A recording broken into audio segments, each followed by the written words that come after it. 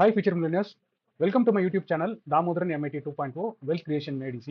நான் Damodaran, founder and mentor strategies academy. This is a small gist about me.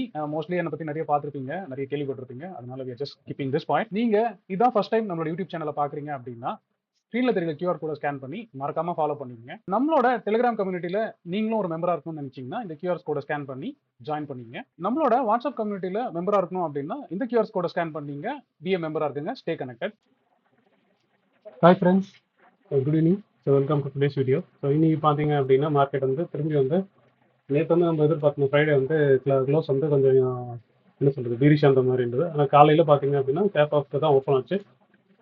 இந்த first 15 minutes I loan அந்த mark பண்ணல. So அதுக்கு மேலே போனதுலேருந்து அதே மாதிரி பார்த்தீங்க அப்படின்னா மார்க்கெட் நல்லா மேலேயே போயிட்டு ஸோ 24,400க்கு மேலே வந்து க்ளோஸ் ஆயிருக்கு. ஓகேவா, நம்ம சேனலில் பார்த்தோம் அப்படின்னா நம்ம வந்து 24,400 வந்து ஸ்ட்ராங் டிஸ்டன்ஸாக எதிர்பார்த்துருக்கோம், ஞாபகம் இருக்கா? ஸோ இப்போ வந்து புல்ஸ் வந்து டெய்லியிலே வந்து அதுக்கு மேலே க்ளோஸ் ஆகிற மாதிரி இருக்குது. பட் ஆனால் தான் இப்போ இங்கேயுமே நீங்கள் லாங் எடுத்தீங்க அப்படின்னா ஸ்டாப் லாஸ் எனக்கு தெரிஞ்சு ஃபேவரபுளாக இல்லைன்ற ஒரே ரீசனால நான் வந்து லாங்ஸ் இல்லை, நான் ஷார்ட்ஸாக கேரி பண்ணுறேன். பட் ஆனால் தான் நான் வந்து ஷார்ட்ஸ் கேரி பண்ணாலும் இன்னும் ஃபர்தராக மேலே போனாலும் எனக்கு ரிஸ்க் டிஃபைன்டுன்றதுல மட்டும் பண்ணுறேன். அது மட்டும் நீங்கள் கொஞ்சம் தெளிவாக நோட் பண்ணி வச்சுங்க. ஸோ என்னோட எக்ஸ்பெக்டேஷன் அகைன் வந்து பார்த்தீங்க அப்படின்னா புல்ஸ் வந்து இன்னைக்கு வந்து சக்ஸஸ்ஃபுல்லாக அழகாக இதை கேரி பண்ணி இங்கே போயிட்டாங்க. ஆனால் எனக்கு தெரிஞ்சு இந்த லெவல் இருக்குது பார்த்தீங்களா, இந்த 24,370 390 அது ரொம்ப ஒரு மாதிரி கிரிட்டிக்கலான லெவல். நாளைக்கும் அதை காப்பாற்றிட்டாங்கன்னா அவர் கண்டிப்பாக மேலே போயிடும். பட் நாளைக்கு மட்டும் கீழே வந்துச்சு அப்படின்னா again bulls will lose complete control. So இந்த என்டையர் ரைஸ்க்கும் ஓகேவா. ஸோ ஃபிப்னாசி ரிட்ரேஸ்மெண்ட்டாக பார்த்தீங்கன்னா இவ்வளோ தூரம் வந்து வரதுக்கு சான்சஸ் இருக்குது, இல்லைனா அட்லீஸ்ட் இந்த கேப் இல்லாத சான்சஸ் இருக்குது. அது எப்போ இந்த லெவல் உடஞ்சிச்சுன்னா அப்படின்றத மட்டும் மைண்டில் வச்சுங்க. ஸோ இன்னைக்கு வந்து புல்ஸ் வந்து கிட்டத்தட்ட 24,400 மேலே டிபெண்ட் பண்ணுறாங்க அப்படின்னா பார்ப்போம். அதெல்லாம் செட்டில்மெண்ட் தான் பார்க்கணும். ஸோ கடைசியாக பார்த்தீங்க அப்படின்னா கீழே வர மாதிரி இருந்துச்சு. ஆனால் லாஸ்ட்டு 15 மினிட்ஸில் பார்த்தீங்க அப்படின்னா திரும்பி வந்து அந்த சேனலுக்கு மேலே வந்து தான் அது க்ளோஸ் ஆகுது. நீங்கள் பார்த்தீங்கன்னா தெரியும். ஸோ இது ரொம்ப இம்பார்ட்டன்ட் ஜோன். அந்த 24,400 வந்து ரொம்ப ட்ரிக்கியான ஜோன்ன்றதான் என்னோட அண்டர்ஸ்டாண்டிங்காக இருக்குது. பட் ஆனால் தான் இப்போ இவங்க வந்து கரெக்டாக வந்து முதல் மேல் பூனை போல கரெக்டாக வந்து அந்த மேலே அந்த கரெக்டாக அந்த வாலுக்கு மேலே வந்து க்ளோஸ் பண்ணியிருக்கிறாங்க. ஸோ இந்த லெவல் நான் டெலிகிராம்லையும் போட்டிருந்தேன்.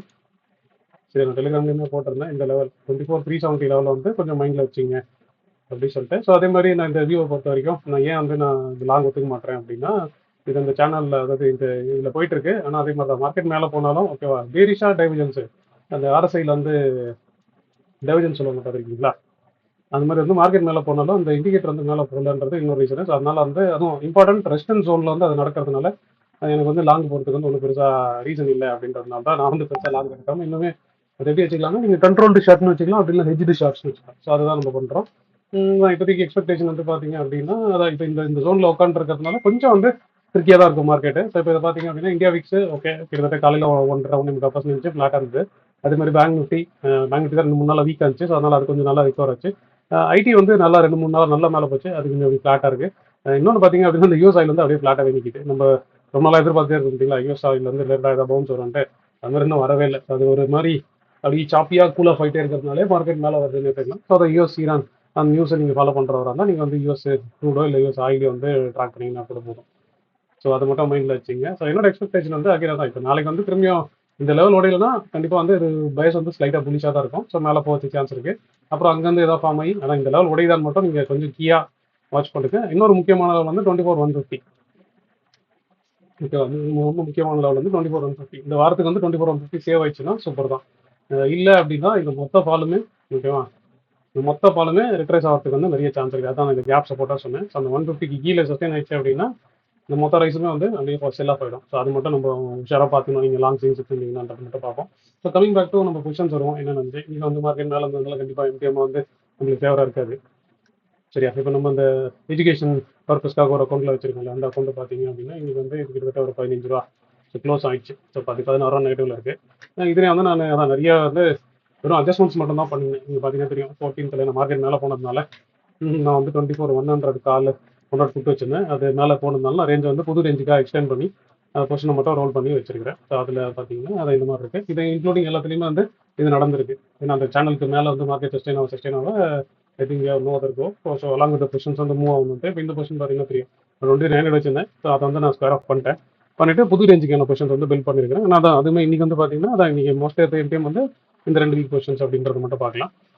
அகைன் கமிங் பேக் டு நம்மளோடது வருவோம். ஸோ நம்மளோட அந்த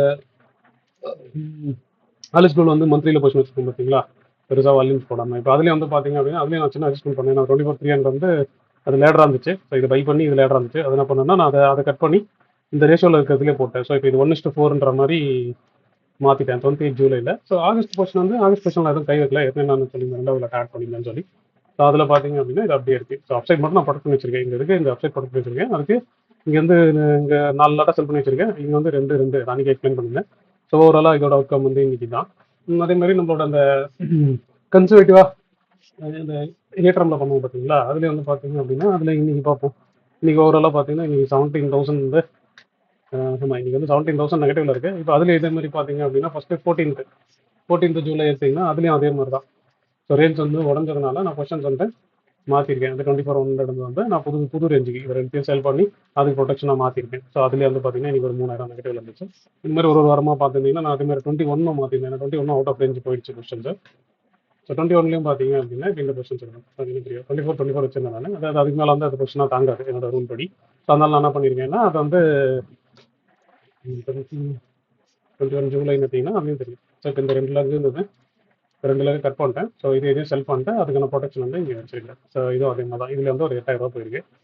அதே மாதிரி இப்போ வேற என்ன கொஸ்டின் இருக்கு? அதே மாதிரி இப்போ நம்ம 25 ஆகஸ்ட்டில் ஒரு பியர் ஸ்பெஷல் சொன்னேன் ஒரு ஆக்சுவலாக பார்த்தீங்கன்னா அதையும் வந்து நான் அதே மாதிரி தான் பண்ணியிருக்கேன். ஸோ அதுலேயே வந்து நான் 24 வந்து செல் பண்ணி வச்சிருந்தேன்.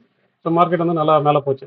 சரி, அதனால நான் அந்த லெக்கை கட் பண்ணிவிட்டு அதுக்கு வந்து நான் ஒரு புட்டு செல் பண்ணியிருந்தேன். ஸோ அந்த ரேஞ்சுமே வந்து புக் பண்ணிட்டேன். இப்படி இருந்துச்சு 24ல் செல்லு, 25ல் செல் இருந்துச்சு. இப்போ இந்த பொசிஷன் வந்து நான் புக் பண்ணிட்டேன். ப்ரொடக்ஷன் மட்டும் மேலே இருந்துச்சு. இப்போ நான் அதை புக் பண்ணி வெளில போட்டிருக்கேன். ஸோ 24,100 புக் எடுத்துருக்கேன்.